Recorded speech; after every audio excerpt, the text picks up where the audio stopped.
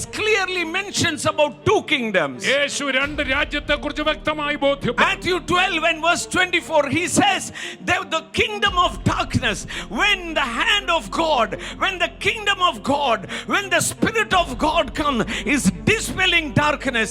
It is talking about a kingdom fighting against another Mathai kingdom. 12:24 ഒരു ദുരാത്മാവിനെ പുറത്താക്കിയ ശേഷം യേശു പറഞ്ഞു, ദൈവാത്മാവിനാൽ ഞാൻ ഭൂതങ്ങളെ പുറത്താക്കുന്നുവെങ്കിലോ ദൈവരാജ്യം നിങ്ങളുടെ അടുക്കൽ വന്നു. 1 John 3:8, the Bible says he came to destroy the work of the devil. യോഹന്നാൻ 3:8 നമ്മൾ വായിക്കുന്നു, പിശാചിന്റെ പ്രവൃത്തികളെ അഴിപ്പാനത്രേ ദൈവപുത്രൻ പ്രത്യക്ഷനായി. അടുത്തിരിക്കുന്ന ആളെ പറഞ്ഞിട്ട് ആ പ്രവൃത്തി തുടരാനാണ് നമ്മൾ ഇവിടെ വെച്ചിരിക്കുന്നത്.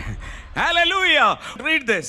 പിശാചിന്റെ പ്രവൃത്തികളെ അഴിപ്പാൻ തന്നെ ദൈവപുത്രൻ പ്രത്യക്ഷനായി എന്ന് 1 യോഹന്നാൻ 3:8 വായിക്കുന്നു. He came to destroy the work of the devil. യേശുവിന്റെ വരവ് തന്നെ സാത്താന്റെ പ്രവൃത്തികളെ അഴിപ്പാനാണ്. We continue to destroy the work of the devil. പ്രവൃത്തി തുടരുന്നു.